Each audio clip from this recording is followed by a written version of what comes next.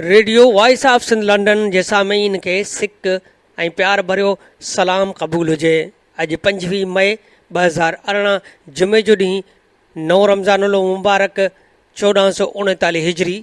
अव्हां जे पसंदीदा प्रोग्राम ख़बरुनि जी दुनिया में अव्हां जो मेज़बान फ़ाज़िल चन्ना कराची खां कश्मीर ताईं जूं ताज़ियूं ऐं अहम ख़बरूं साण करे हाज़िर ख़िदमत आहियां। सिंध में सालुनि खां खंबे गुम कयल माण्हुनि जी बाज़ियाबीअ लाइ तहरीक तेज़।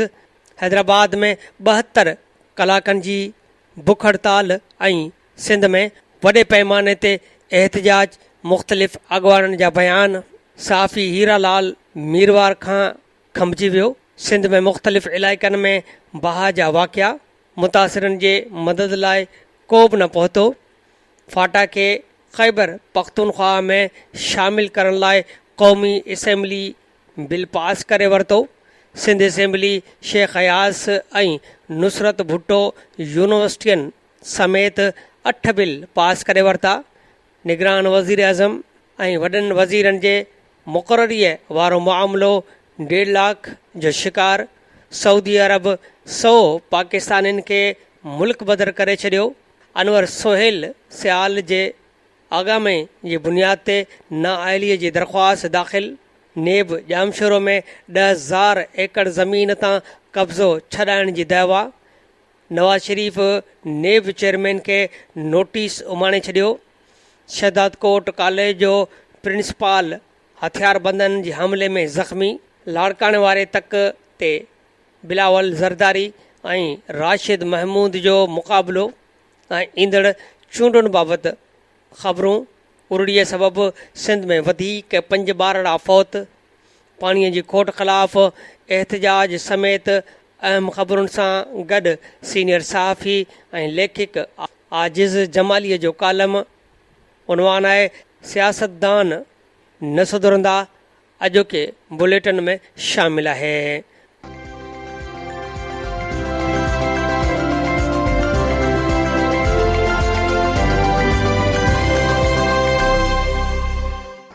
अॼु जी अहम ख़बर आहे त यूथ एक्शन कमेटी जबरी तौर खंबे गुम कयल माण्हुनि जी बाज़ियाबीअ लाइ 72 कलाकनि ताईं वारी अलामती बुख हड़ताल हैदराबाद प्रेस क्लब साम्हूं शुरू करे छॾी आहे, जंहिंमें सियासी तोड़े समाजी पार्टियुनि जे अॻवाननि, अदीब, लेखकनि, दानिश्वरनि, वकीलनि ऐं सहाफ़ियुनि यकजहतीअ तौरु शिरकत कई। उन मौक़े ते अदीब ऐं दानिश्वर जामी चांडी चयो त असां जॾहिं जनरल अयूब ज़ियाउल हक़ ऐं परवेज़ मुशरफ जे दौर में उन्हनि जे आपेशाही बर्दाश्त न कई त अॼु जमहूरी निज़ाम में अहिड़ी आपेशाही कीअं क़बूल कंदासीं।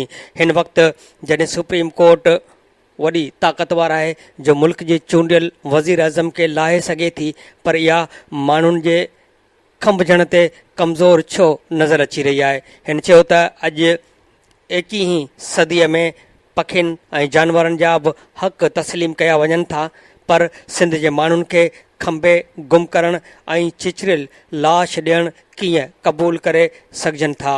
हिन चयो त खंबे गुम कयल माण्हुनि जी बाज़ियाबीअ लाइ समूरनि सियासी पार्टी तोड़े मुख़्तलिफ़ शोबनि सां तालुक़ रखंदड़ फ़र्दनि खे अॻिते अचणो पवंदो, छो त हीउ पाकिस्तान में आइन ऐं कानून जी जंग आहे। प्रोफेसर इमदाद चांडियो चयो त जबरी तौरु खंबे गुम करण वारो मामिलो सिर्फ़ु पार्टियुनि जो न पर समूरनि माण्हुनि जो मामिलो आहे। हीअ मामिलो इंसानी हक़नि जी पासदारीअ जो मामिलो आहे। हिन चयो त सिंध खे जीअरनि माण्हुनि जो क़ब्रिस्तान बणाइणु चाहियो था, जेको बर्दाश्त न कंदासीं, छो त हीअ जंग सिंध जे वजूद ऐं शऊर जी जंग आहे। समाजी अॻवान पुनल सारियो चयो त अॼु जबरी तौरु माण्हुनि खे खंबे गुम करण वारे मामले ते सिंध तोड़े ॿाहिरिन मुल्कनि में रहंदड़ सिंधी ॿधीअ जो सबूत ॾेई रहिया आहिनि। हिन चयो त 2004 ईस्वीअ खां रियासत ग़ैर क़ानूनी तौरु माण्हुनि खे खंबे लाश ॾियण जो सिलसिलो शुरू कयो आहे ऐं हिन वक़्तु हज़ारे माण्हू खंबे गुम कया विया आहिनि। को बि अहिड़ो इलाइक़ो नाहे जितां माण्हू खंबे गुम न कयो वियो हुजे।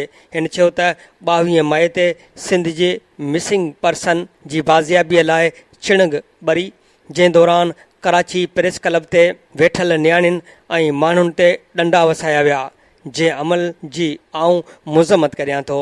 यूथ एक्शन कमेटी जे ऑर्गेनाइज़र सिंधु नवाज़ चयो त प्रेस क्लब एहतजाज करण लाइ हूंदा आहिनि, पर कराचीअ में पुरअमन एहतजाज कंदड़ नियाणियुनि मथां तशदुद कयो वियो, जेको अमल मुज़मत जोॻो आहे। हिन चयो त पीपी असेंबलियुनि में पंहिंजे मुफ़ादनि लाइ आवाज़ उथारे थी, पर सिंध मां खंबे गुम कयल लाइ हिकु लफ़्ज़ बि नथी ॻाल्हाए। पर अॼु सिंध उन मसइले ते हिकु आहे ऐं क़ौम परस्त पार्टियूं बि पंहिंजो मुसबत किरदारु अदा करे रहियूं आहिनि। हमज़ा अली चांडियो ऐं सोहेल भुट्टो चयो त पंजाब में हक़नि जी ॻाल्हि कई पई वञे, पर सिंध में हक़नि जी ॻाल्हि करणु नथी ॾिनी वञे। हिन चयो त मज़हबी इंतिहा पसंद तंज़ीमनि खे धरणे दौरान ॻाल्हियूं करे उन्हनि खे किराया ॾेई धरणा ख़तमु ऐं हणाया वञनि था, पर हिते ॻाल्हियूं बि नथियूं कयूं वञनि। एडवोकेट अली पल चयो त सिंध जे बाशऊर माण्हुनि खे खंबे गुम कयल माण्हुनि जे हवाले सां आलमी इदारनि सां राब्ते में अचणु घुर्जे, जीअं अहिड़े अमल में मुलवस माण्हुनि खे सज़ा मिली सघे। उन मौक़े ते सीनियर सहाफ़ी फारूक सुमरो, महेश कुमार, अदीब ताज जोयो, आकाश मला, आज़ाद मीरवाही, नीलम आरेजो, एडवोकेट के बी लिगारी, एडवोकेट सलेमान डहारी पिणु शरीक थिया, जॾहिं त मुहक़िक़ अता मोहम्मद ममरो पिणु बुख हड़ताली कैंप ते पहुची यकजहतीअ जो इज़हार कयो।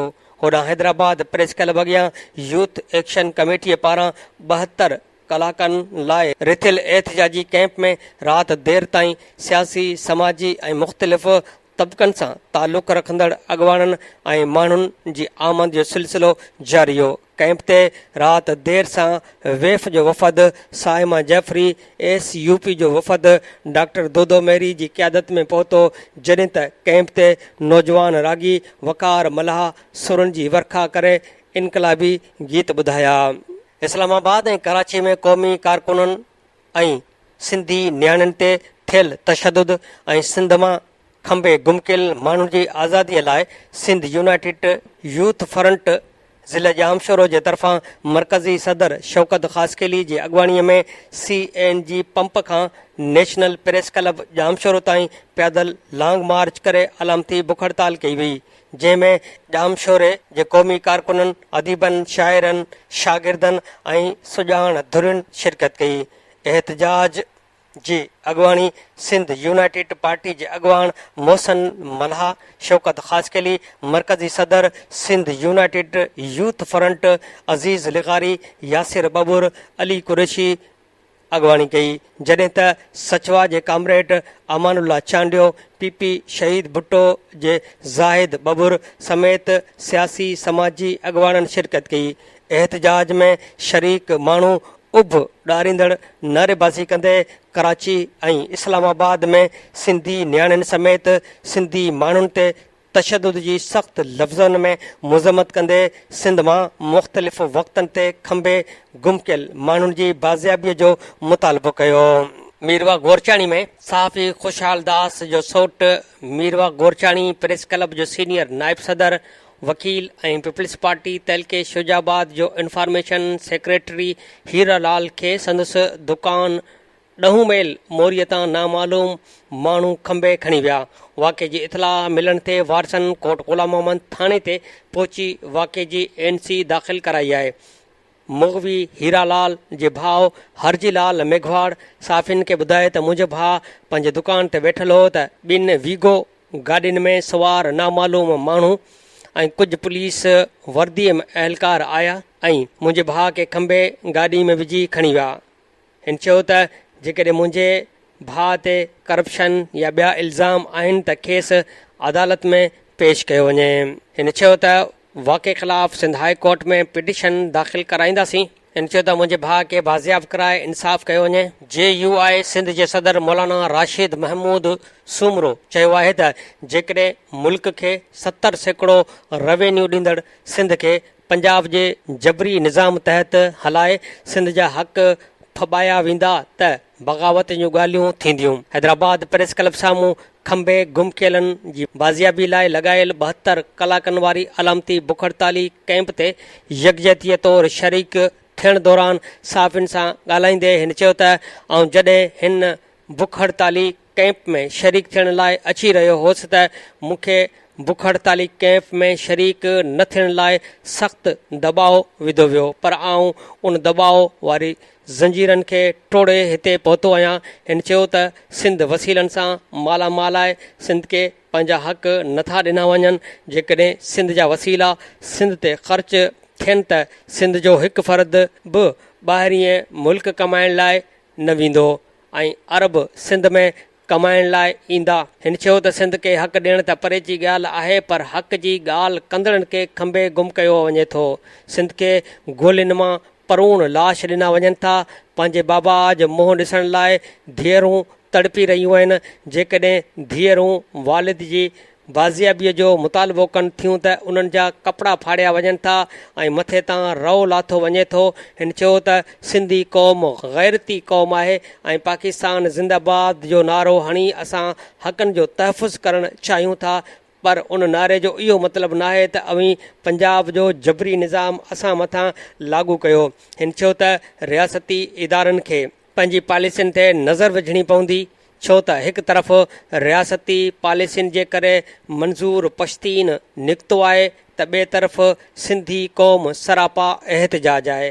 हिन चयो त मुंहिंजे वालिद शहीद मौलाना ख़ालिद मोहम्मद सूमरो जी मज़हबी जमायत सां तालुक़ु ज़रूरु हो, पर हिन सदाईं सिंध जे हक़नि जी ॻाल्हि कई ऐं आऊं बि अॼु हिन कैंप में सिंध जे नियाणियुनि ऐं फ़र्द सां उहो वचन कयां थो त पंहिंजे वालिद जे नक्श कदम ते हलंदे सिंध जे हक़नि जी ॻाल्हि कंदो रहंदुसि ऐं जेसिताईं सिसीअ में साह आहे सबाजी सिंध खे वागुनि जे वात मां आजो कंदुसि। मौलाना राशिद सूमरो सां गॾु JUI हैदराबाद जो अॻवान मौलाना ताज मोहम्मद नाहियूं ऐं ॿिया पिणु शरीक हुआ। सिंध मां खंबे गुम कयल माण्हुनि जी बाज़ियाबी ऐं कराची में सिंधी नियाणियुनि ते तशदुद ख़िलाफ़ सॼी सिंध में एहतजाज जो सिलसिलो जारी आहे। उन सिलसिले में सिंध जे केतिरनि ई शहरनि में सियासी समाजी तंज़ीमनि सां गॾु अदबी सहाफ़ी ऐं वकील बिरादरीअ बि एहतजाज शुरू कयो आहे। मिलियल तफ़सील मूजिबि लाड़काने में खंबे गुम कयल ख़ुराक खाते जे ऑफिसर ख़ादिम हुसैन आरेजो जे वारिसनि सिविल सोसाइटी जे अॻवाननि सां गॾिजी प्रेस क्लब आॾो ग़ुलाम शब्बीर आरेजो, अहमद आरेजो, अली मदद आरेजो, इमरान अली आरेजो, कामरान मेमन, शफ़ीक खुआरो, गदा हुसैन कलोड़ो, अदनान आरेजो ऐं ॿियनि मुज़ाहिरो कयो। सुजावल जुणिजो में सिविल सोसाइटी जे अॻवाननि दीदार हुसैन सूमरो, ज़फ़र इक़बाल सूमरो, मुजीबुर रहमान सारियो, बशीर अहमद उन्नड़, सजाद हुसैन भट्टी, मोहम्मद जुम्मन दीनारी, इमरान दीनारी, ग़ुलाम अब्बास लोलाई ऐं बदीन में शादी सूमरो, रज़ा जरवार, अली अहमद बुगियो ऐं अज़ीज़ गुरगेज़, मंज़ूर Arisar, Shafiq Dal, Aziz Likari, comrade Amanullah Chandio, Mehran university main gate ते शागिर्दनि निसार तेवणो, सरफराज़ पंवर, रबडिनो अबड़ो, डोकरीअ में जसकम, SUP जस्त अॻवाननि, रुक सिंधी, सोणू सिंधी, अज़हर जोयो, नदीम बाग़ी, मोहम्मद अली खोसो, ओस्मान जेसर, साबिर जरवार, जमील शेख, ज़ुल्फ़कार जलबाणी, ज़फ़र शेख, मेरुखान में सफ़दर तुनियो, सफ़र गोपांग, सोबदार जतोई, नूर तुनियो, हिंगोरजा में जसकम जे अयूब लाशारी, करम सामटियो, इश्तियाक सोलंगी, मुख्तियार भट्टी, मुहरम सहतो, आशिक चन्नू, ज़हूर दायो, आशिक मंगरियो, उमरकोट में सिंध यूनाइटेड पार्टी जिस्कम आरिसर जे अॻवाननि शौकत ढाटी, अरबाब भील, गुल मुनीर वलहारी, महर अली समू, साहिल सांद, अमीर मंगरियो, गुल बजीर गंबट में सियासी समाजी तंज़ीमनि जे कारकुननि मुज़ाहिरो करे घुर कई आहे त सिंध में क़ौमी कारकुननि खे खंबे गुम करण जो सिलसिलो फ़ौरन बंदि करे अॻु खंबेलनि खे फ़ौरन आज़ादु करे सिंधियुनि मां बेचैनी ख़तमु कराई वञे। खंबे गुम कयल माण्हुनि जी बाज़ियाबीअ लाइ हैदराबाद प्रेस क्लब ॿाहिरां 72 कलाकनि लाइ हयल बुख हड़ताली कैंप दौरान क़ौमी रागी ॿीजल सिंधी दिल न हारे वियो दिलभर नज़म पढ़ियो जॾहिं त आज़ाद मीरवाई हूअ नेठ त अचणी आ का मौज त मचणी आ गीत ॻायो। खंबे गुम कयल ख़ादम हुसैन आरेजो जे नियाणी नीलम आरेजो जीअं ई बुख हड़ताली कैंप ते पहुती त बुख हड़ताल ते वेठल सिंधू नवाज़ ताज जोयो ऐं ॿियनि संदसि आजियां कई ऐं समाजी अॻवान पुनल सारियो खेसि अजरक ओढाई। नीलम आरेजो मीडिया सां ॻाल्हाईंदे चयो त मुंहिंजे वालिद खे 17 अप्रैल 2017 ते खंबे गुम कयो वियो हो जंहिंखे अञा ताईं बाज़ियाब नाहे कयो वियो। सुप्रीम कोर्ट समेत अक़वाम मुतहदा खे अपील करियां थी त बाबा जी बाज़ियाबीअ लाइ किरदारु अदा कयो वञे। जसकम आरीसर जे अॻवान अमीर ज़ाद पंवर चयो त असां voice for missing person of Sindh ऐं यूथ एक्शन कमेटी जी जिदोजहद खे ख़राज तहसीन पेश कयूं था। हिन चयो त हिन वक़्तु असांजी पार्टीअ जा 19 कारकुन खंभिया विया आहिनि जेके अञा ताईं आज़ादु न आहिनि थी सघिया। हिन चयो त सुभाणे 25 मई ते खंबे गुम कयल वारसनि जी घरू वज़ीर सोहेल अनवर सियाल सां मुलाक़ात आहे। जेकॾहिं उन मुलाक़ात में नतीजा न मिलिया त भरपूर तहरीक जो ऐलान कंदासीं। ह्यूमन राइट्स कोऑर्डिनेशन कमेटीअ पारां सिंध में खंबे गुम कयल माण्हुनि जी बाज़ियाबी ऐं इंसानी हक़नि जी लताड़ ख़िलाफ़ सुभाणे 26 मई ते ओल्ड कैंप्स खां हैदराबाद प्रेस क्लब ताईं ऐलानियल एहतजाजी रैलीअ में शरीक थियण लाइ सियासी तंज़ीमनि वकीलनि अदीबनि लेखकनि ऐं सहाफ़ियुनि खे दावतूं ॾिनियूं वयूं। उन सिलसिले में ह्यूमन राइट्स कोऑर्डिनेशन कमेटी जे वफ़द अदीब ऐं लेखक जामी चांडियो प्रोफेसर इमदाद चांडियो सीनियर सहाफ़ी फारूक सुमरो महेश कुमार समाजी अॻवान पुनल सारियो HRCP हैदराबाद चैप्टर जे अॻवान डॉक्टर अशोथामा एडवोकेट अमजद पलीजो ऐं ॿियनि काल 26 मई ते ऐलानियल रैलीअ में शिरकत लाइ क़ौमी अवामी तहरीक जे सरबराह अयाज़ लतीफ़ पलीजो अवामी तहरीक जे अॻवान ॾाॾा क़ादिर रांटो सीनियर एडवोकेट मामा यूसुफ लिगारी हाई कोर्ट बार ऐं डिस्ट्रिक्ट कोर्ट बार जे वकीलनि advocate Nisar Durrani advocate KB लिगारी एडवोकेट सुलेमान ॾाहरी सां मुलाक़ात करे दावत ॾिनी जॾहिं त ह्यूमन राइट्स कोऑर्डिनेशन कमेटीअ जे वफ़द हैदराबाद प्रेस क्लब पहुची। Hyderabad union of journalist Hyderabad press club जे समूरनि सहाफ़ियुनि खे रैलीअ में भरपूर नमूने सां शरीक थियण जी बाज़ाब्ता तौर दावत ॾिनी। उन मौक़े ते प्रोफेसर इमदाद चांडियो चयो त सिविल सोसाइटी ते मुश्तमिल नुमाइंदनि ह्यूमन राइट्स कोऑर्डिनेशन कमेटी जो बुनियादु उन करे विधो आहे त जीअं खंबे गुम कयल माण्हुनि जे फ़रियाद पहुचाए सघिजे। हिन चयो त रिपोर्टनि मूजिबि बलोचिस्तान मां 8000 माण्हू खंबे गुम कया विया आहिनि ऐं सिंध में बि माण्हुनि खे खंबे गुम करण जो सिलसिलो हलंदड़ आहे जेको अमल आलमी इदारनि तोड़े मुल्की आइन जी भंजकड़ी आहे। डॉक्टर अशोथामा चयो त खंबे गुम कयलनि जो मुआमिलो सिर्फ़ु हिकु तबिके जो न आहे पर हक़नि जी ॻाल्हि कंदड़ ऐं सच लिखंदड़ सहाफ़ियुनि खे बि खंबे गुम कयो वियो आहे। उन करे सहाफ़ियुनि खे बि हिन तहरीक में हिसो वठणु घुरिजे। हैदराबाद प्रेस क्लब जे सदर ख़ालिद चांडियो वफ़द जो शुक्रियो अदा कंदे खंबे गुम कयल माण्हुनि लाइ निकिरंदड़ रैलीअ जी भरपूर कवरेज सां गॾोगॾु शिरकत करण जो पिणु यकीन ॾियारियो आहे। सिंध हाई कोर्ट बार ऐं हैदराबाद डिस्ट्रिक्ट बार खे रिथियल एहतजाज जे सिलसिले में दावतनामा ॾिना विया। दावत ॾियण महिल नाले वारे दानिश्वर जामी चांडियो ख़िताब कंदे चयो त वकील क़ानून जो मुहाफ़िज़ आहे जेको समाज जो बाशऊर तबिको पिणु आहे। उन्हनि ते वधीक ज़िमेवारी थिए थी त इहा इंसानी हक़नि जी भंजकड़ी ऐं आइन ऐं कानून जी लताड़ ते पंहिंजो भरपूर एहतजाज रिकॉर्ड कराइनि। उन मौक़े ते वकील ऐं इंसानी हक़नि लाइ कमु कंदड़ एडवोकेट अली पल सीनियर वकील सलेमान ॾाहरी सीनियर वकील अब्दुलसत्तार सरकी सीनियर वकील KB लिगारी असलम लिगारी ऐं ॿियनि बि ख़िताब कयो जिन human rights coordination committee member तौरु शिरकत जी ख़ातिरी कराई। काल 3 ॾींहंनि वारी बुख हड़ताल जी पुॼाणी ते मेहरान स्टूडेंट्स काउंसिल जे सरबराह सनाउल्लाह चयो त असां हुकूमत खे 15 ॾींहंनि जो अल्टीमेटम ॾियूं था त हू गुम कयल माण्हुनि खे फौरी तौर ते आज़ादु करे। हिन चयो त सिंध जी तइलीमी इदारनि में दहशतगर्द नथा रहनि जो उते फोर्सिस जा फ्लैग मार्च कया वञनि था, उन सां शागिर्दनि ते ग़लति असरु पवे थो। तइलीमी इदारनि मां फौरी तौर ते फोर्सिस हटाई वञे। हिन चयो त सिंध समेत पूरे पाकिस्तान में इज़हार राय जी आज़ादीअ तां पाबंदी ख़तमु कई वञे। सिंध में इंसानी हक़नि जी मुसलसिल ख़िलाफ़ वर्ज़ी कई थी वञे ऐं पुलिस जंहिं महिल चाहे फुल ऐं हाफ़ फिराई करे रही आहे, इहे अदालतुनि खां मथां क़तल फौरी तौर बंदि कया वञनि।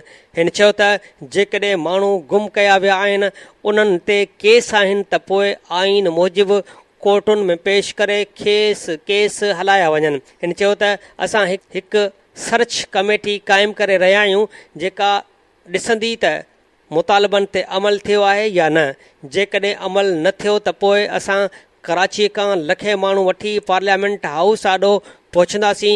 हिन चयो त असां उन्हनि भेनरुनि जा भाइर आहियूं जेके ॻाठ ऊचो करे ॻाल्हाइनि थियूं। खंबे गुम कयल हिदायतुल्ला लोहार जी नियाणी सोरठ लोहार चयो त जेके माण्हू खे गुम कंदा आहिनि उहे आइन तौरु क्रिमिनल आहिनि ऐं हीउ सम्झूं था त असांजा वालदेन दहशतगर्द आहिनि त उन्हनि खे अदालत में आंदो वञे। हिन चयो त असांजे घरनि में वर्दी पातल माण्हू अचनि था ऐं हाणे आर्मी चीफ ऐं एजेंसियूं उनजो पतो लॻाइनि त उहे कहिड़ा माण्हू आहिनि जेके फ़ौज जूं वर्दियूं पाए घरनि में घिड़नि था। हिन चयो त सिंध जो घरू वज़ीर चवे थो त तव्हांजे माण्हुनि खे थी सघे थो त धाड़ेल अगवा कयो हुजे त पोइ कैंपूं पटे धाड़ेलनि जी हिमायत छो पई कई वञे।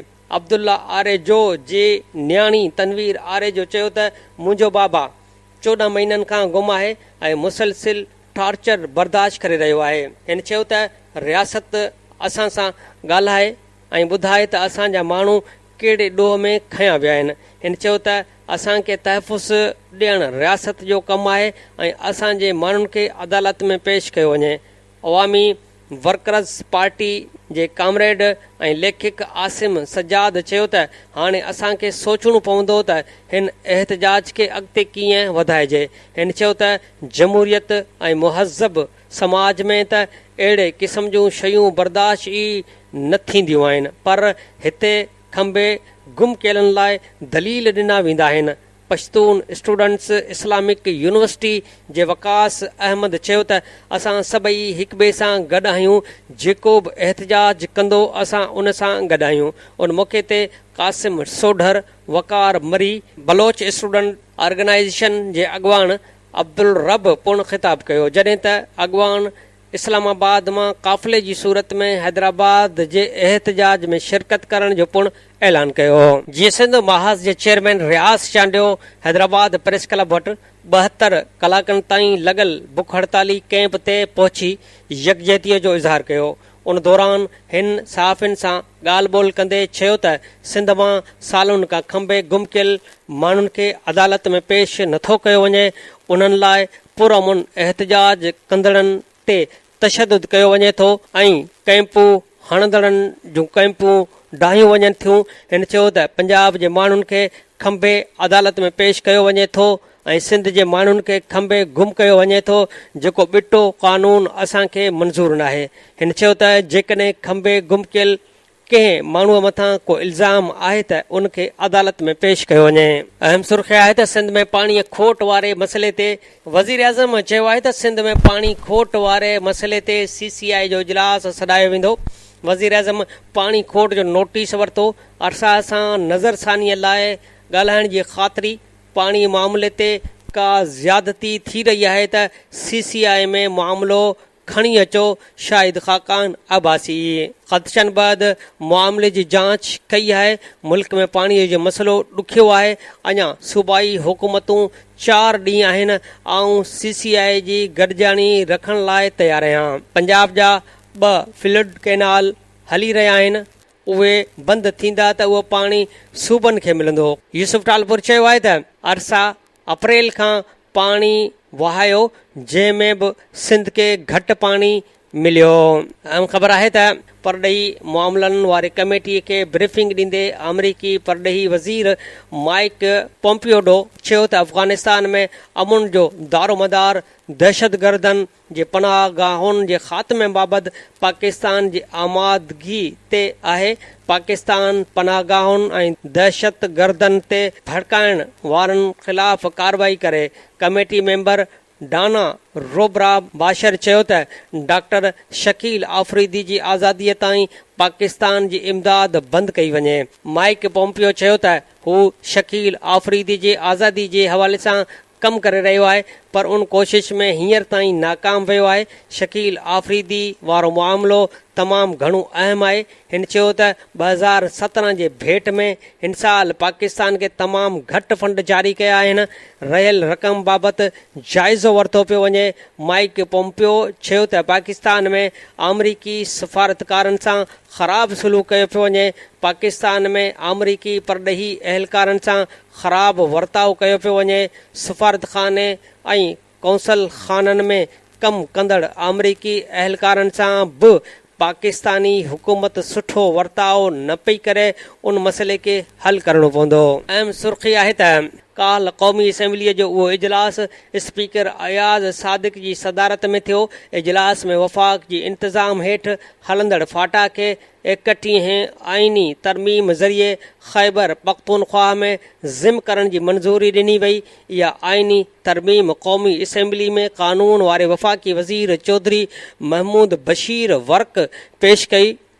उन मौक़े ते हुकूमत ऐं अपोज़िशन जे मेंबरनि अक्सरियती तौरु इजलास में शिरकत कई। वॾे अरसे खां पोइ आइनी तरमीम ख़ातिर वोट ॾियण लाइ PTI जो चेयरमैन इमरान ख़ान बि ईवान में आयो। आइनी तरमीम जे हक़ में 229 वोट ऐं मुख़ालिफ़त में 1 वोट पियो। आइनी तरमीम जे मुख़ालिफ़त JUI फज़ल रहमान ऐं पख्तूनख्वा मेप कई। ॿिया मेंबर वोटिंग वक़्तु वॉकआउट करे विया। सिर्फ़ 1 मेंबर ईवान में वेठो रहियो। बिल तहत फाटा खे ख़ैबर पख्तूनख्वा में ज़िम कयो वेंदो। बिल तहत आइन जे 8 आर्टिकलनि में तरमीम कई वई आहे ऐं बिल में क़ौमी असेंबली जूं सीटूं 372 मां घटि करे 336 कई वयूं आहिनि। KPK जूं कुल सीटूं 54 कयूं वयूं, जिन में जनरल 45 ऐं 9 औरतुनि जो मख़सूस सीटूं शामिल आहिनि। बिल मूजिबि 2018 ईस्वीअ जूं चूंडूं मौजूदा क़ानून तहत थींदियूं। सेनेट जूं सीटूं बि घटाए 104 मां 96 कयूं वयूं ऐं ख़ैबर पख्तूनख्वा जूं 8 सीटूं घटिजी वयूं आहिनि, जॾहिं त ख़ैबर पख्तूनख्वा जूं सूबाई सीटूं 145 कयूं वयूं आहिनि। फाटा में सूबाई सीटुनि ते चूंडूं 1 साल बैदि कयूं वेंदियूं। बिल तहत क़बाइली इलाइक़नि में लागू थियल FCR फ्रंटियर क्राइम रेगुलेशन ख़तमु थी वियो आहे। अहम सुर्ख़ी आहे त नवाज़ शरीफ़ नेब चेयरमैन खे क़ानूनी नोटिस सुभाणे छॾियो। जस्टिस रिटायर्ड जावेद इक़बाल 14 ॾींहनि में माफ़ी वठे ऐं 1 अरब रुपयनि जो हरजाणो अदा करे। नोटिस अंग्रेज़ी ऐं उर्दू अख़बारुनि में बाक़ाइदा माफ़ी छपजे अचे, ॿी सूरत में कार्रवाई कई वेंदी। एतबार जोगनि ज़रियनि जी तस्दीक खां सवाइ पधरनामो जारी करे छॾणु बदनीयती ते ॿधल आहे।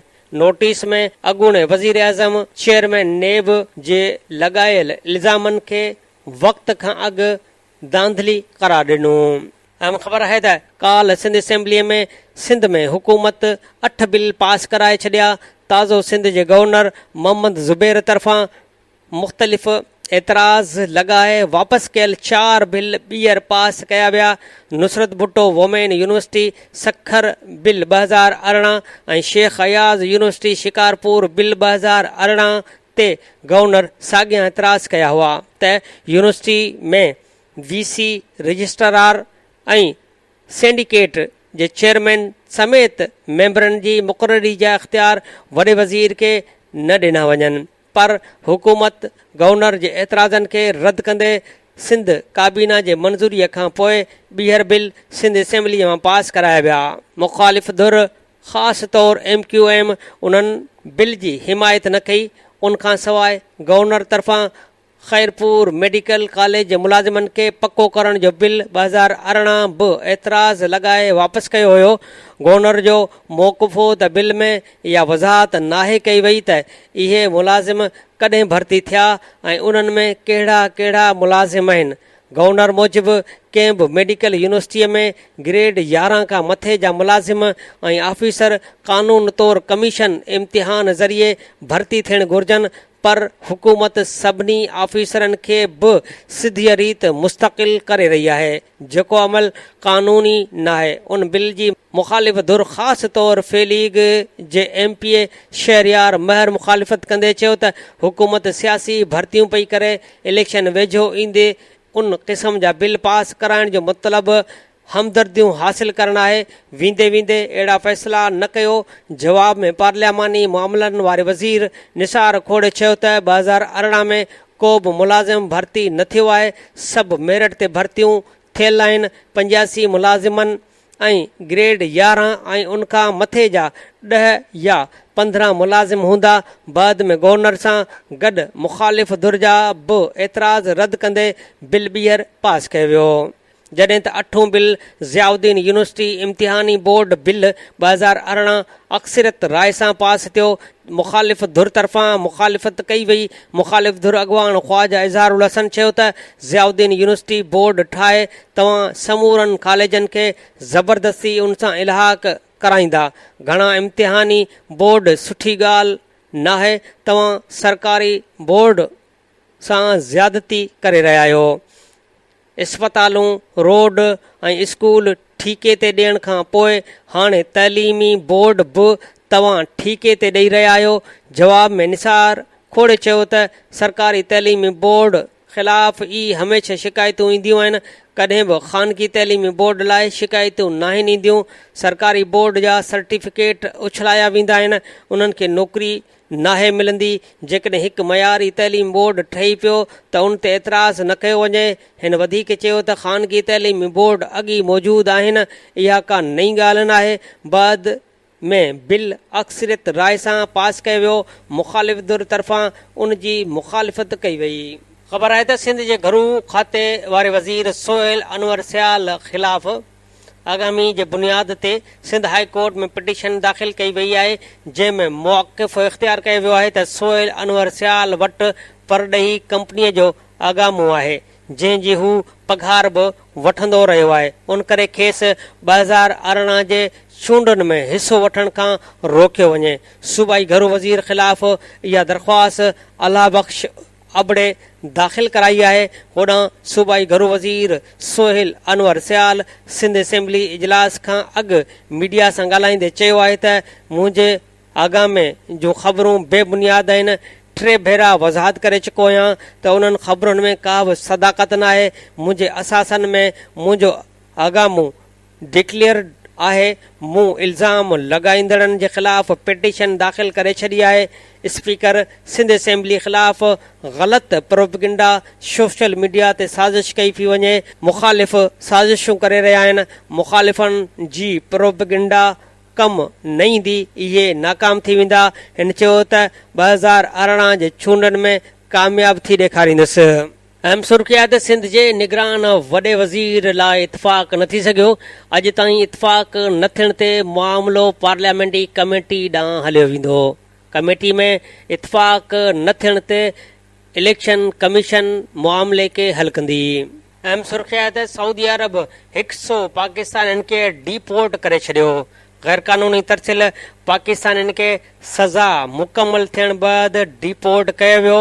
इमिग्रेशन इख़्तियारनि ज़रूरी पुछा गाछा करण बैदि घर वञण जी इजाज़त ॾिनी। अहम ख़बर आहे त ॼाणायल सरकारी ज़मीन जा 731 एकड़ ज़मीन बुलाखान थाणे तइलके जे देह बबर-बंद में वाक़िअ आहे, जॾहिं त ॿी ज़मीन ॿियनि देहनि में वाक़िअ आहे। उन ॾिस में नेब अमलदारनि 17 अप्रैल 2018 ते रेवेन्यू खाते जे 2 मुलाज़िमनि तपेदार ग़ुलाम नबी मल्हा, सर्वेर लियार ऐं कूड़ा खाता ठाराईंदड़ हनीफ़ लालाणीअ खे गिरफ़्तार कयो हो, जेके रेवेन्यू रिकॉर्ड में जैली दाख़िला में मुलवस हुआ। उहे कब्ज़ा माफ़िया सां गॾिजी सरकारी मिल्कियतुनि खे नुक़सान पहुचाईंदे फेरफार करे ॼाणायल सरकारी ज़मीन खे जैली दाख़िला तहत गैर सरकारी करे कब्ज़ा माफ़िया खे विकिरो करण में मुलवस हुआ। उन ॾिस में नेब अमलदारनि सबूतनि जी बुनियाद ते जांच कई, जंहिंसां सुपर हाईवे ऐं भरपासे ॼाणायल 10,000 एकड़ सरकारी ज़मीन जंहिंजी रक़म अटकल 75 अरब आहे, जेलसाज़ी ज़रिए मुख़्तलिफ़ हाउसिंग स्कीमनि जेके सुपर हाईवे ते वाक़िअ आहिनि खे अलाट कई वई हुई, जेका ॼामशोरो ज़िले जे रेवेन्यू अमलदारनि खे रद्द कराए ॿीहर सिंध हुकूमत खे वापसि ॾियारी वई आहे। ॿिए पासे रेवेन्यू अमलदारनि नेब कराची जे हिन वॾे अहम कार्रवाईअ खां पोइ ॼाणायल सरकारी ज़मीन ते ख़रीद ऐं विकिरे वारो सर्टिफिकेट जारी करण ते पाबंदी हणी छॾी आहे, जॾहिं त 10,000 एकड़ सरकारी ज़मीन खे गैर सरकारी करण ऐं क़ौमी मिल्कियतुनि खे नुक़सान पहुचाइण ते मुलवस अंसरनि ख़िलाफ़ जांच जारी आहे। हतमी जांच खां पोइ नेब पारां मुलवस अंसरनि जे ख़िलाफ़ रेफरेंस दाख़िल कयो वेंदो। उन सिलसिले में राब्तो करण ते नेब जे तर्जुमान ॿुधायो त सरकारी ज़मीन जे कब्ज़ा माफ़िया पारां विकिरे बाबति ऐं शिकायत मिलण ते असां तहक़ीक़ात करे सॼे मामले खां पोइ गिरफ़्तारियूं कयूं। बाद में ज़िले इंतिज़ामिया खे आगाही ॾिनी त इहे सरकारी मिल्कियतूं आहिनि। असांजी निशानदेही ते ज़िले इंतिज़ामिया इहे खाता कैंसिल कया। होॾां उन सिलसिले में डिप्टी कमिश्नर ॼामशोरो फरीदुद्दीन मुस्तफ़ा ॿुधायो त नेब जे अमलदारनि जी निशानदेही ते असां ॼाणायल ज़मीन जा खाता कैंसिल कया आहिनि। इहा ज़मीन सरकारी आहे। अहम ख़बर आहे त हैदराबाद में ख्वाजा ग़रीब नवाज़ कॉलोनी, लालू माछी ॻोठ, कल्होड़ा कॉलोनी ऐं सब्ज़ी मंडी में बिजलीअ जो ख़राब पियल ट्रांसफार्मर तब्दील न करण ख़िलाफ़ रहवासियुनि सब्ज़ी मंडी चौक वटि ॿिन्ही पासनि खां रोड ब्लॉक करे टायरनि खे बाहियूं ॾेई मुसलसिल 2 कलाकनि ताईं धरणो हयो। धरणे में औरतुनि, मर्द तोड़े ॿारड़ा पिणु शामिल हुआ। उन मौक़े ते यूसुफ आराई, क़ुर्बान आराई ऐं ॿियनि चयो त सब्ज़ी मंडी जे इलाइक़नि ख्वाजा ग़रीब नवाज़ कॉलोनी, लालू माछी ॻोठ, कल्होड़ा कॉलोनी में गुज़िरियल 19 ॾींहनि खां बिजलीअ जो ट्रांसफार्मर ख़राब थी वियो आहे, जेको ठहिराइण लाइ लाइन सुपरिटेंडेंट अब्दुल्ला शहज़ाद असां खां रुश्वत तलब करे रहियो आहे, जेका न ॾियण ते लाइन सुपरिटेंडेंट ट्रांसफार्मर नथो ठहिराए। हिन चयो त बिजली न हुअण करे पीअण जे पाणीअ जो बहिरान पिणु शिदत इख़्तियार करे वियो आहे, जंहिं सबबि असां परे परे खां पाणीअ भरे अचण ते मजबूर आहियूं, जॾहिं त सख़्त गर्मीअ सबबि औरतूं ऐं ॿारड़ा परेशानियुनि खे मुंहुं ॾेई रहिया आहिनि। हिननि हेस्को चीफ खां मुतालबो कयो त बिजलीअ जो ख़राब पियल ट्रांसफार्मर ठहिराए परेशानियुनि खां बचायो वञे। ख़बर आहे त नवाब शाह जी शागिर्दियाणी हार्वर्ड यूनिवर्सिटीअ मां ग्रेजुएशन जी डिग्री माणे वरिती। नवाब शाह शहर सां तालुक़ रखंदड़ शागिर्दियाणी उनसा धीअ अंजुम शाह बुखारी अमेरिका जे हार्वर्ड यूनिवर्सिटीअ मां इंटरनेशनल एजुकेशन पॉलिसीअ में ग्रेजुएशन जी डिग्री माणे वरिती। उन ॾिस में शागिर्दियाणीअ जे पीउ अंजुम शाह बुखारी सहाफ़ियुनि सां ॻाल्हाईंदे चयो त धीअ जे हार्वर्ड यूनिवर्सिटीअ मां डिग्रीअ माणनि ते ॾाढी ख़ुशी थी आहे। 40 सालनि में सिंध जी वाहिद नियाणी ॼाणायल यूनिवर्सिटीअ मां डिग्री माणी आहे। अहम सुर्ख़ी आहे त इरीगेशन खाते जे मुलाज़िमनि पारां SDM लाड़काणो ख़िलाफ़ VIP रोड वटि टायरनि खे बाहियूं ॾेई एहतिजाजी मुज़ाहिरो कयो वियो। उन मौक़े ते नसरुल्ला अबड़ो, फ़कीर अब्दुल्ला जतोई, करीम बख़्श मंगेजो, मीर मोहम्मद जतोई ऐं ॿियनि चयो त SDM लाड़काणो इरीगेशन खाते जे चीफ इंजीनियर एजाज़ अहमद शेख जे ड्राइवर खे गाॾीअ समेत गुम कराए छॾियो आहे, जंहिंजी असां सख़्त लफ़्ज़नि में मुज़मत कयूं था। इन नाला अख़्तियारनि खां मुतालबो कयो आहे त SDM लाड़काणे जे अहिड़े अमल जो फौरी तौर ते नोटिस वठी इरीगेशन खाते जे चीफ इंजीनियर जी गाॾी वापसि कराए ड्राइवर ते तशदुद जी जांच कराई वञे। ॿी सूरत में एहतिजाज जो दाइरो वसी कयो वेंदो। अहम ख़बर आहे त लाड़काणे जे 2 क़ौमी असेंबली जे तकनि NA 200 ऐं NA 201 लाइ PP उमेदवारनि टिकेटूं हासिल करण लाइ डुकडोड़ शुरू करे छॾी आहे। क़ौमी असेंबलीअ जे तक एन 207 खे नओं नालो एन 200 लाड़काणो ॾिनो वियो आहे। पहिरीं इहो तक रतोदेरो ऐं शहदाद कोट तइलके ते ॿधल हो, पर नयनि तकबंदियुनि में उन मां शहदाद कोट खे अलॻि करे लाड़काणे तइलके ऐं शहर जो तक़रीबन अधु हिसो शामिल कयो वियो आहे। उन तक ते माज़ीअ में पीपी जी चेयरपर्सन शहीद मोहतरमा बेनज़ीर भुट्टो जो मुक़ाबिलो JUI जे अॻवान शहीद ख़ालिद महमूद सुमरो विच में थींदो रहियो आहे ऐं तक़रीबन 5 भेरा पीपी जी चेयरपर्सन शहीद मोहतरमा बेनज़ीर भुट्टो डॉक्टर ख़ालिद महमूद सुमरो खे शिकिस्त ॾेई कामयाबी माणे वरिती। हाणे उन तक ते ॿिन्ही शहीद अॻवाननि जा पुट पीपी चेयरमैन बिलावल भुट्टो ज़रदारी ऐं राशिद महमूद सुमरो हिक ॿिए जे मुक़ाबले में चूंडुनि जे मैदान में लहण लाइ संदरा ॿधी तयारु वेठा आहिनि। उन हवाले सां चयो वञे थो त JUI जो उम्मीदवार राशिद महमूद सुमरो खे पीर साईं पागारे पारां ठहियल JDA जी हिमायत हासिल हुजण सां गॾोगॾु लाड़काणो अवामी इतिहाद में शामिल पार्टियुनि ऐं बाअसर धुरनि जी हिमायत बि हासिल आहे।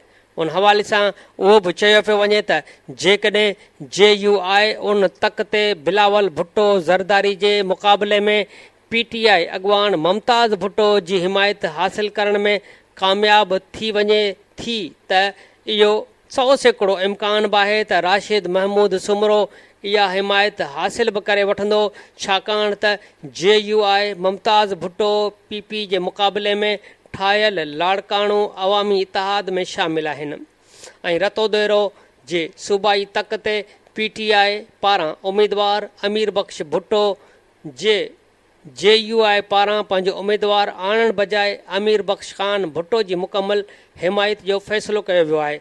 तंहिं करे मुमताज़ भुट्टो बि क़ौमी असेंबलीअ जे तक ते बिलावल भुट्टो ज़रदारीअ खे हर सूरत में शिकिस्त ॾियारण लाइ न सिर्फ़ JUI जी उम्मीदवार राशिद महमूद सुमरो जी मुकमल हिमायत कंदो, पर संदसि पारां भरपूर वर्क करण जा इम्कान पिणु आहिनि। अहिड़ी सूरत हाल में एन 200 तक ते जसकम समेत ॿियनि क़ौम परस्त पार्टियुनि ऐं PP शहीद भुट्टो पारां पिणु JUI जे उम्मीदवार राशिद महमूद सुमरो जी हिमायत कई वेंदी।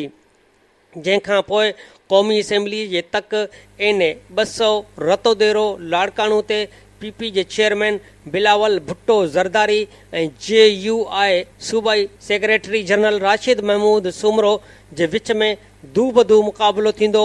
उन तक ते चूंड जे हवाले सां तबसरो कंदड़नि जो चवणु आहे त PP पारां हुकूमत में रहण बावजूदि तरक़ियाती कम न कराइण, नौकरियूं मेरिट जी बुनियाद ते ॾियण बजाए मनपसंद माण्हुनि खे नवाज़ण, इलाइक़े वासियुनि खे बुनियादी सहूलियतुनि खां महरूम रखणु, 2013 वारी इलेक्शन में PP पारां एन 200 तक तां MNA फरियाल टालपुर जी कामयाब थियण खां पोइ तक जे अवाम खे घुर्बल मोट न ॾियण करे बिलावल भुट्टो ज़रदारी खे उन तक ते पंहिंजी कामयाबी खे यकीनी बणाइण लाइ शहीद बेनज़ीर भुट्टो खां बि वधीक महिनत करणी पवंदी, जॾहिं त JUI पारां राशिद महमूद सुमरो जी कामयाबीअ लाइ सख़्त महिनत ऐं हिकमत अमली जी ज़रूरत आहे, जंहिं तहत हिकु उन तक ते 1-to-1 मुक़ाबिलो थी सघे थो।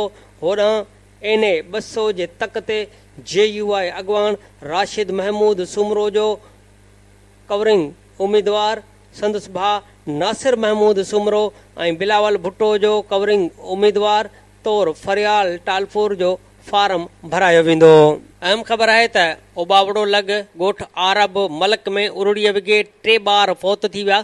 तलके उबावड़ो में उरुड़ीअ जे बीमारीअ ते ज़ाब्तो न अची सघियो। 2 महीननि अंदरि फौत थी वियल ॿारनि जो अंग 12 थी वियो। Radio voice of Sindh London जे नुमाइंदे शहदाद कोट मां शाहिद अहवान जी ख़बर आहे त शहदाद कोट शहर जे दोस्त अली रोड ते वाक़े ज़ोहेब पेट्रोल पंप वटि नामालूम मोटरसाइकिल सवार 7 हथियार बंदन बॉइज़ डिग्री कॉलेज जे प्रिंसिपाल अहमद नवाज़ कंगो मथां हमले कंदड़नि प्रिंसिपाल अहमद नवाज़ कंगो खे सख़्त तशदुद जो निशानो बणाए संदुसि कपिड़ा लीड़ूं करे संदुसि गाॾीअ जा शीशा भञी फरार थी विया। वाक़े जी इतला ते कॉलेज जा उस्ताद थाणे आॾो गॾु थी विया, जिन प्रिंसिपाल मथां हमले कंदड़ जवाबदारनि जी गिरफ़्तारीअ लाइ एहतजाज कयो। जॾहिं त ए सेक्शन थाणे जी पुलिस कॉलेज जे उस्तादनि जे एहतजाज जो नोटिस वठंदे प्रिंसिपाल मथां हमले कंदड़ 7 जवाबदारनि ख़िलाफ़ NC दाख़िल करे वरिती आहे। थाणे ते मौजूदु कॉलेज जे प्रिंसिपाल अहमद नवाज़ कंगो मीडिया वारनि खे ॿुधायो त कंहिंसां बि का ज़ाती दुश्मनी नाहे। हिन ॿुधायो त ॿियो कुझु बि नाहे, पर कुझु माण्हुनि सां कॉलेज जे प्लाट ते कब्ज़े जे मामले तां छिक ताण हलंदड़ आहे। हिन चयो त खेसि का बि ख़बर नाहे त मथस हमलो कंहिं ऐं छाजे करे कयो आहे। हिन घुर कई त मथस हमलो कंदड़ जवाबदारनि खे गिरफ़्तार करे सख़्त सज़ा ॾियारे खेसि तहफ़ुज़ ऐं इंसाफ़ ॾियारियो वञे। अहम सुर्खी आहे त बकराणी वेझो हथियार बंदनि हथां नौजवान क़तल, दोस्त ज़ख़्मी। ॻोठ हैदर बिरोहीअ वटि उस्ताद फज़लुल्लाह खुआरे जे पुटु अमानुल्लाह ऐं संदसि दोस्त ते हथियार बंदनि जो हमिलो। मोटरसाइकिल सवार 3 हथियार बंदनि जे फायरिंग में अमानुल्लाह थॾे ते क़तल ऐं दोस्त नासिर ज़ख़्मी थी पियो। पुलिस वाक़े वारे हंधि पहुची ॿिन्ही खे छांडका इस्पताल पहुचायो। लाश पोस्टमार्टम बैदि वारसनि हवाले। वाक़े जो को बि केस दाख़िल न थियो, कंहिंसां बि दुश्मनी न आहे, पुटु क़तल करे ज़ुल्म कयो वियो आहे। तगवाणीअ में उरड़ी विघे 4 मासूम ॿारड़ा फौत, केतिरा ई मुब्तला। तहलके में उरड़ीअ जे मर्ज़ ते ज़ाब्तो न अची सघियो, केतिरा ई ॿारड़ा मुज़ी मर्ज़ में मुब्तला थी विया। ॻोठ वज़ीर ख़ान बिजाराणीअ में 2 वरनि जो रियाज़, 3 वरनि जी सदोरी ऐं 4 वरनि जी आयशा फौत थी विया। मदरसे पाड़े में 2 वरनि जो शमील मलक उरड़ीअ सबबु फौत थी वियो। ॿारनि जे घरनि में कोहराम मतल। फौत थियल ॿारनि जा जुज़ा लेबॉर्टरी मोकिलिया विया आहिनि। रिपोर्ट अचण बैदि ख़बर पवंदी त सबबु छा आहिनि। DHO अयाज़ लतीफ़ पलीजे चयो आहे त PP ऐं मुतहदा इलेक्शन में धार सूबे जो ड्रामो कंदा आहिनि। इलेक्शन खां पोइ ॿई पार्टियूं वज़ारतूं पाण में विरहाए वरी गॾिजी वेंदियूं आहिनि। आलमी ताक़तूं ऐं इंडिया जो पाकिस्तान खे तबाह करण लाइ सिंध टोड़ण जो मनसूबो आहे। अहम सुर्खी आहे त बकराणी पुलिस जो छापो, सरकारी दवाउनि जा 35 कार्टून हथ। पुलिस हिकु सुज़ुकी खे रोके नेशनल प्रोग्राम बराए ख़ानदान मनसूबा बंदीअ जे दवाउनि जा कार्टून हथ कया। सुज़ुकी ड्राइवर नुसरत अब्बासी खे पुलिस गिरफ़्तार करे वरितो। AC ऐं डिस्ट्रिक्ट फोकल पर्सन थाणे पहुता। अहम सुर्खी आहे त साहुरनि जो नोह ऐं ॿार खे फ्लैट तां उछलाए क़तल जो इतराफ़। कराचीअ में औरत खे धको ॾेई क़तल करण जे केस में संदसि ससु ऐं ॾेर गिरफ़्तार कया विया आहिनि। जवाबदारनि जो जिस्मानी रिमांड वरितो वियो आहे। रमशा खे मासूम ॿार समेत धिको ॾिनो वियो हो।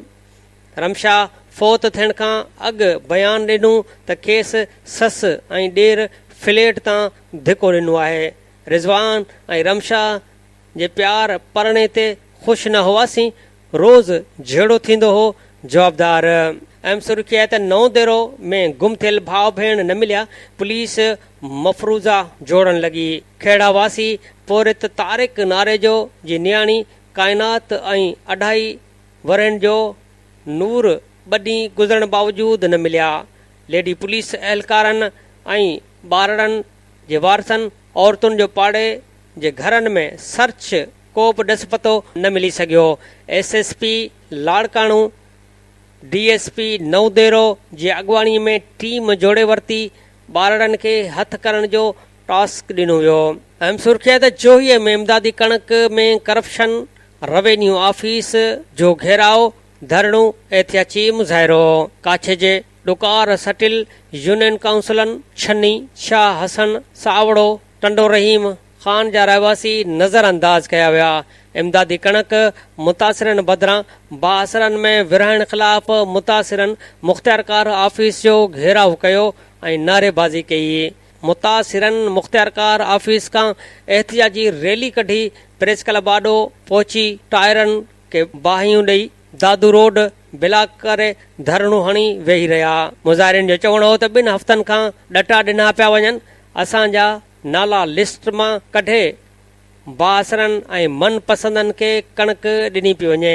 हिननि मुतालबो कयो त इमदादी कणिक में करप्शन कंदड़ रेवेन्यू ऑफिसरनि ख़िलाफ़ जांच करे इंसाफ़ कयो वञे। अहम सुर्खी आहे त सिपको अमलदारनि पारां रहतूं ॼाणाए 6 ॻोठनि जी कटियल बिजली बहाल न करण ख़िलाफ़ मुतासिर ॻोठाणनि कंडियोर चौक ते टायर साड़े धरणो हयो। 1 कलाक ताईं रोड ब्लॉक थी वियो।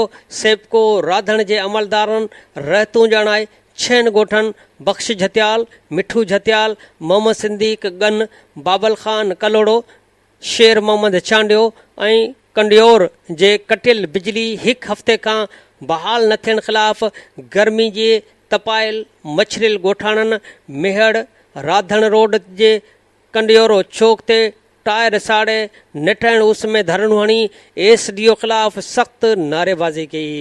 ॻोठाणनि जे एहतजाज सबबि 1 कलाक ताईं ट्रैफ़िक मुअतल थी वई, जंहिं सबबि मुसाफ़िर ऐं एहतजाज कंदड़नि में 1 कलाक ताईं चक्रियूं जारी रहियूं। एहतजाज कंदड़नि चिताव ॾिनो त बिजली बहाल न थी त एहतजाज जो दाइरो वसी कयो वेंदो ऐं शहर में शटरबंद हड़ताल करे सेपको ऑफिस राधण जो घेराव कयो वेंदो। गॾोगॾु सेपको अमलदारनि ख़िलाफ़ अदालत में पिटीशन दाख़िल कराईंदासीं। अहम सुर्खी आहे त कंबर अदालत क़तल केस में 1 जवाबदार खे मौत जी सज़ा ॿुधाए छॾी। सेशन जज मनूमल जे अदालत अब्दुल हमीद सांगरो क़तल केस जो फ़ैसिलो ॿुधायो। अदालत गुलज़ार सांगरो खे मौत ऐं 2 जवाबदारनि खे 25 साल क़ैद जी सज़ा ॿुधाई आहे। अहम सुर्खी आहे त ख़ैरपुर जेल में ख़र्ची न मिलण तां कचो कैदी तशदुद में क़तल। पुलिस एहलकारनि मंशियात जे कचे कैदी अब्दुल्लाह पठान खे मरणींग करे छॾियो। कैदीअ खे सिविल अस्पताल नियो पियो वियो त हिन रस्ते में ई दम धणीअ हवाले कयो। DC पारां जांच जो हुकम। ख़बर आहे त प्यारो स्टेशन ऐं भरपासे जे आबादगारनि इम्तियाज़ अहमद पमर, UC चेयरमैन अल्ताफ़ समूह, ख़ालिद हुसैन ब्रह्माणी, शाहनवाज़ चांडियो, कुर्बान शहबाज, सैयद दोस्त मोहम्मद शाह, सैयद आमिर शाह, वहीद भुरगड़ी, अयाज़ पमर, बख्शल ख़ान पनाह अबड़ो, मक़बूल अहमद ऐं ॿियनि जी अॻवाणीअ में कमनि जा पैसा न ॾियण ते न्यू दादू शुगर मिल जे मेन गेट अॻियां धरणो हणी मिल इंतिज़ामिया ख़िलाफ़ सख़्त नारेबाज़ी कई। आबादगारनि मीडिया खे ॿुधायो त न्यू दादू शुगर मिल इंतिज़ामिया जे ज़ुल्म ख़िलाफ़ निटण उस में ॿाहिरि निकिता आहियूं। असां पोरियो करे कमंद पोखियो ऐं मजबूरनि शुगर मिल खे घटि अघ ते विकिरो कयो, पर हाणे शुगर मिल इंतिज़ामिया असांखे रहतूं अदा नथी करे। गुज़िरियल सीज़न ऐं हिन सीज़न में ॾिनल कमंद जा अटकल 17 करोड़ रहतूं आहिनि। मिल इंतिज़ामिया हुकूमती मशीनरी ज़रिए ॾाढ करे असांजी रक़म रोके छॾी आहे ऐं असां सां नाइंसाफ़ियूं करे रही आहे। आबादगारनि सुप्रीम कोर्ट जे चीफ जस्टिस खां मुतालबो कयो त न्यू दादू शुगर मिल प्यारो ॻोठ जे ज़्यादतियुनि जो नोटिस वठी आबादगारनि खे कमंद जी रक़म ॾियारी वञे। ॿी सूरत में 3 ॾींहंनि बाद मिल जे मेन गेट आॾो ॿीहर धरणो हयो वेंदो। अहम ख़बर आहे त मेवनि जो बादशाह अंब पची तयार थी मार्केट में अची वियो। पाणीअ जी खोट ऐं झोलनि झकनि सबबि पैदावार घटि, बाग़ाइनि जा 2 हथ मथे ते अची विया। लखें रुपयनि में खयल बाग़ पाणीअ जी खोट सबबि अॻु जेतिरियूं अंबड़ियूं न झले सघिया। अंबनि जे वणनि खे कैंसर मर्ज़ लॻी वियो, वण सुकण लॻा, ज़रात खातो ख़ामोश। ख़बर मूजिबि मेवनि जो बादशाह अंब पची तयार थी मार्केट में अची वियो आहे।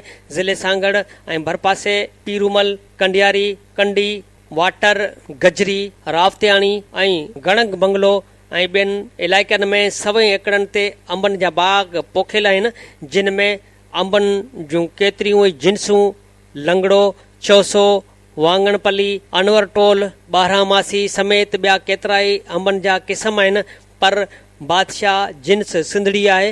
हिन साल पाणीअ जी शदीद खोट, झोलनि झकनि, कैंसर मर्ज़ लॻण ऐं ज़रात खाते जी बेध्यानीअ सबबि अंबनि जे बाग़नि खे वॾो नुक़सानु पहुतो आहे ऐं पैदावार में तमामु घणी लाथ आई आहे। उन सिलसिले में बाग़ मालिक क़ज़ाफ़ी पीरल छांडियो बाग़ाई नारायण मेघवाड़ ऐं झामनदास ॿुधायो त मर्ज़नि सबबि बाग़ ख़तमु थियनि था। असां वणनि खे बीमारीअ खां बचाइण लाइ ज़रात खाते सिंध ऐं इस्लामाबाद ताईं फ़ोन तोड़े लेटर लिखिया, पर को बि ज़रात खाते जो नुमाइंदो लड़ी न आयो, जंहिं सबबि केतिरा ई वण असांखे वढणा पिया। हुकूमत ध्यानु न ॾिनो, सिंध जा बाग़ उजड़ी वेंदा, माण्हू अंब जहिड़े मेवे खां महरूम थी वेंदा। बाग़ाई नारायण चयो त बाग़ाइन खे हिन साल वॾो नुक़सानु थियो आहे। पाणीअ जी खोट सबबि बाग़नि खे वक़्ति सिर पाणी न मिलण करे वणनि में पन बि घटि थिया आहिनि ऐं ॿियो त झोलनि झकुनि सबबि अंबड़ियूं छणी वियूं आहिनि। बाग़ाई लखनि जा कर्ज़ी थी विया आहिनि, केर बि संदुनि सार न लहंदो आहे। सिंध सरकार खे घुर्जे त अंबनि जा बाग़ बचाया वञनि, बीमारियुनि खां बचाव लाइ आबादगारनि खे सलाह मशवरा ॾिना वञनि, जीअं सिंध जे सूंहं बाग़ तबाह थियण खां बची सघनि। होॾां ज़रात खाते जे हाशिम ॿुधायो त सांगड़ ज़िले में 3500 एकड़नि ते अंबनि जा बाग़ पोखियल आहिनि। अॻु फ़ी एकड़ अंबनि जी 200 खां 250 मण पैदावार थींदी हुई ऐं हिन साल 150 खां पोणा 200 मण फ़ी एकड़ पैदावार थी आहे। हिन सां ज़िले सांगड़ में 30 खां 35 सैकड़ो अंबनि जी पैदावार में लाथ आई आहे। उन जो असुल कारण पाणीअ जी खोट आहे। बाग़नि खे पाणी न मिलण करे वॾो नुक़सानु थियो आहे। बदीन जी साहिली इलाइक़नि में पाणी नायाब रहवासियुनि जो एहतजाज। आपाशी ऑफिसर मुंड वारनि खे पाणी विकिरो कनि था, पर पुछड़ीअ में वारी उॾामी पई। रहवासियुनि चयो त पाणी विकिरो कंदड़ कामोरनि ख़िलाफ़ कार्रवाई करे पुछड़ीअ में पाणी पहुचायो वञे। सांवरी शाख ऐं राहमोर शाख में पाणी अणलब आबादगार कंगाल थी विया। 5 महीननि खां पाणी न हुअण सबबि पोखी न थी, लखनि जा मिर्चनि जा ॿिज सड़ी विया। आबादगारनि जा 2 हथ मथे ते, सवें ॻोठनि जा रहवासी पीअण जे पाणीअ लाइ बि दरबदर। वाहन ऐं शाखुनि ते रिंजस मुक़ररु करे पीअण जो पाणी फ़राहम कयो वञे, रहवासियुनि जो मुतालबो। ककोलवाह जा आबादगार हे 460 ॾींहंनि खां सराबा एहतजाज आहिनि। कपरनि तां कब्ज़ा हटाइण, खाटी कराइण ऐं गंदे पाणीअ जो छोड़ बंदि करण जी घुर करे जियापे जी जंग विढ़ूं पिया। मसइलनि जे हल ताईं जिदोजहद जारी रहंदी। कढण में वाहन ऐं शाखुनि जूं पुछड़ियूं सुकल, आबादगार बेहाल। राजवाह, अलीवाह, घूनी, शेरवाह, गंज, बहर समेत ॿियनि शाखुनि में 7 महीननि खां पुछड़ीअ ताईं पाणी न पहुतो।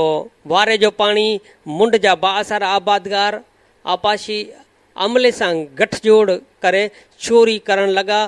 पुछड़ीअ में फ़सुल सुकण लॻा। 7 महीननि खां पीअण जे पाणी लाइ सिकी रहिया आहियूं।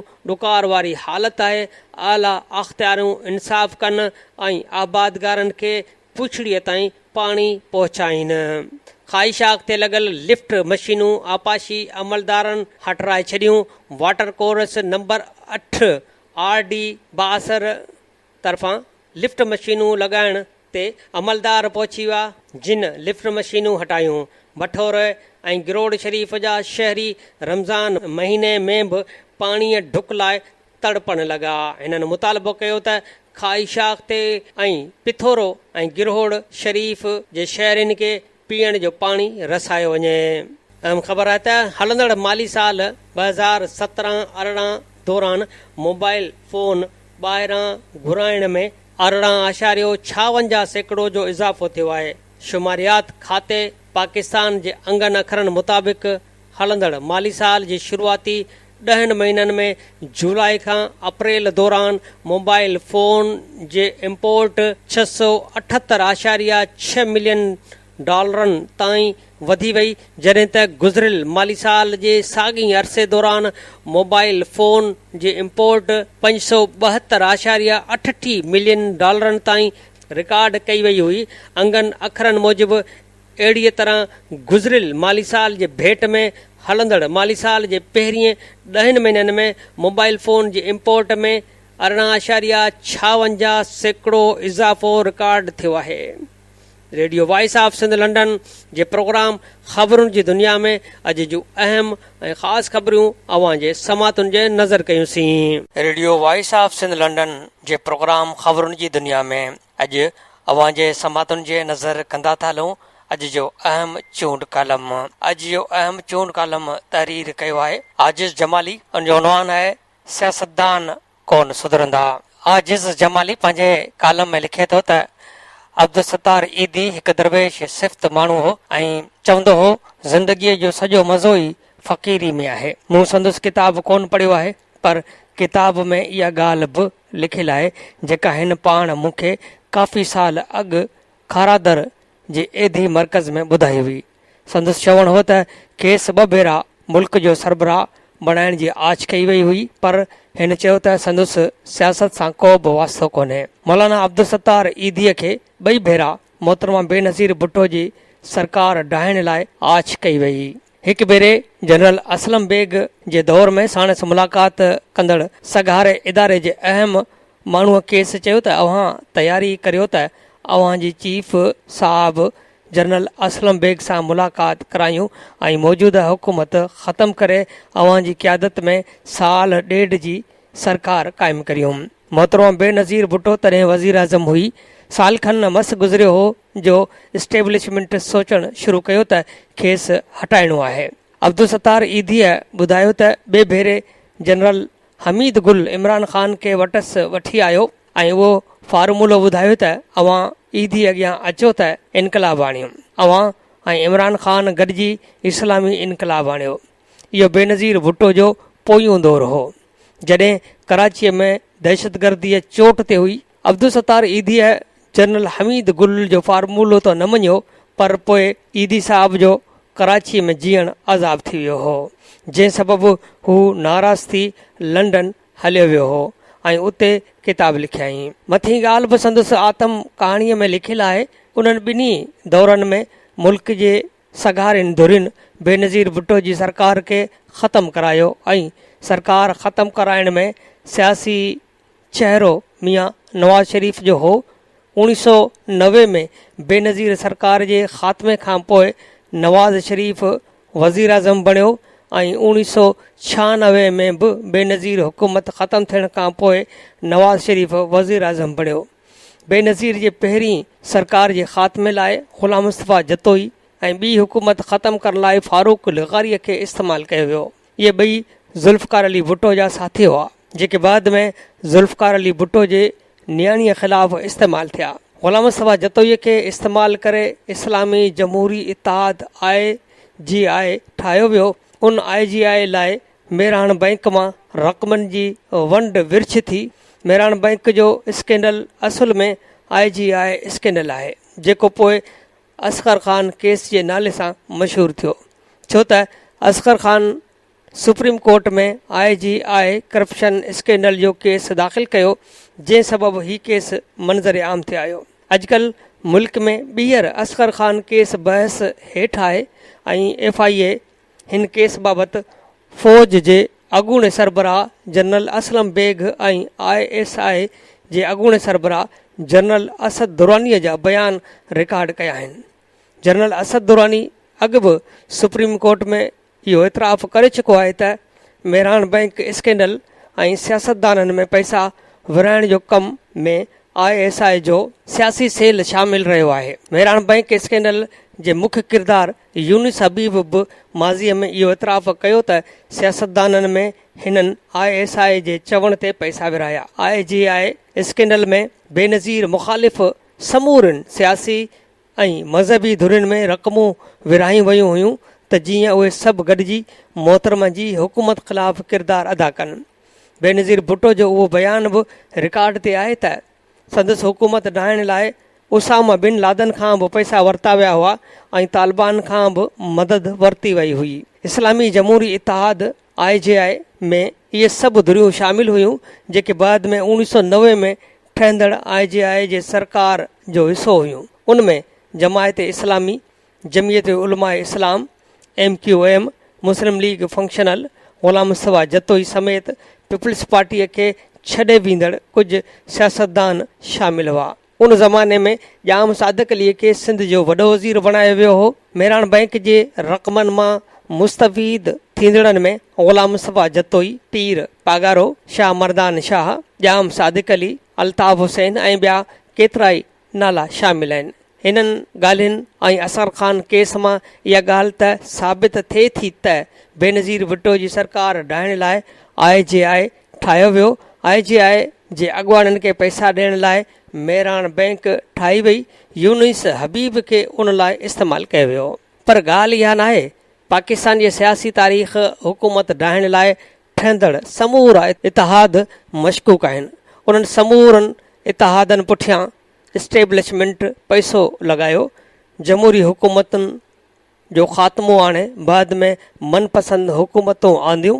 वेझे माज़ीअ में या असांजे पीढ़ीअ जे अखियुनि ॾिठनि वाक़िअनि में असांखे पाकिस्तान क़ौमी इतिहाद PNA खां वठी नवाज़ शरीफ़ जे हाणोके सरकार ताईं हुकूमत ढाइण ऐं ठाहिण में इस्टेब्लिशमेंट जो पस पर्दा किरदारु नज़र अचे थो। उन करे हिन मुल्क में त हिकु अहिड़ी कमीशन ठाहिण जी बि ज़रूरत आहे जेका न रुॻो IJI केस पर अहिड़नि समूरनि इतिहादनि खे वाइखो करे त जीअं ख़बर पई सघे त ज़ुल्फ़कार अली भुट्टो सरकार जे ख़ात्मे खां वठी अॼु ताईं जेतिरियूं बि जमहूरी हुकूमतूं ॾाठियूं वयूं आहिनि उन्हनि पुठियां कहिड़ा ॻुझा मक़सद हुआ ऐं अहिड़ियुनि साज़िशुनि सबबि मुल्क खे केतिरो नुक़सानु पहुतो।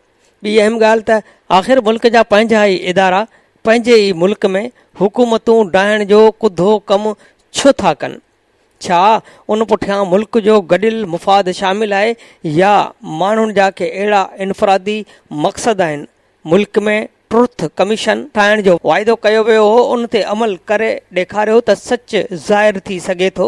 ज़ुल्फ़कार अली भुट्टो सरकार ढाइण में PNA किरदारु अदा कयो। बाद में PNA जनरल ज़ियाउल हक़ जी आमरीत खे असैम्बलीअ में तहफ़ुज़ बि ॾिनो। ज़ुल्फ़कार अली भुट्टो खे फाही ते चाढ़ियो वियो। 11 सालनि ताईं मुल्क में आमरीत जेके कमु करे ॾेखारिया उन्हनि पाकिस्तान खे घणो पुठिते धिके छॾियो। 11 सालनि जी आमरीत खां बाद 1988 ईस्वीअ में थियल चूंडुनि में बेनज़ीर भुट्टो जी सरकार ठही त जनरल ज़िया जे इतिहादिन हिकु साल में ई बेनज़ीर भुट्टो जी सरकार ढाइण लाइ पंहिंजा हरबा हलाइण शुरू कया ऐं मेहरान बैंक मां माल हासिल कयो।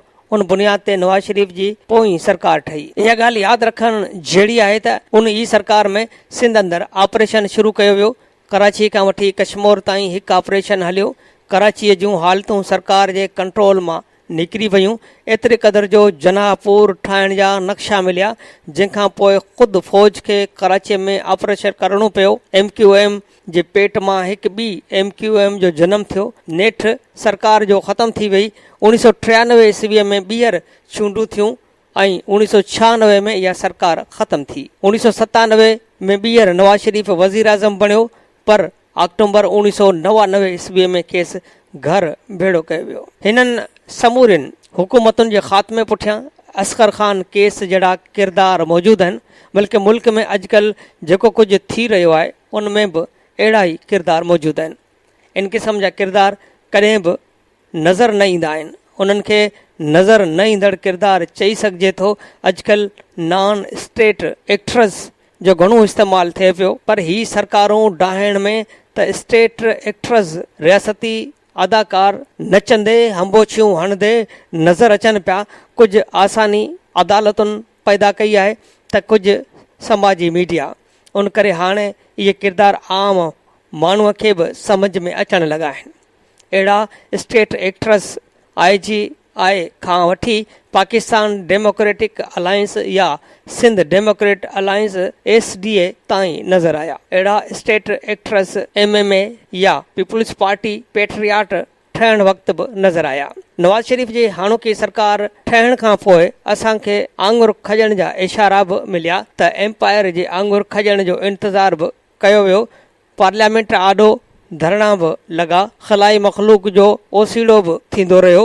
ही सभु कारनामा स्टेट एक्ट्रेस जा ई हूंदा आहिनि। उन करे हिन भेरे सुप्रीम कोर्ट में नॉन स्टेट एक्ट्रेस सां गॾु उन्हनि स्टेट एक्ट्रेस जे किरदार जो बि को फ़ैसिलो थियणु घुरिजे जेके सॼे मुल्क खे पंहिंजी जागीर सम्झनि था, जिन पंहिंजे सियासी बका लाइ सॼे मुल्क में हिकु मज़बूत नेटवर्क ठाहे छॾियो आहे।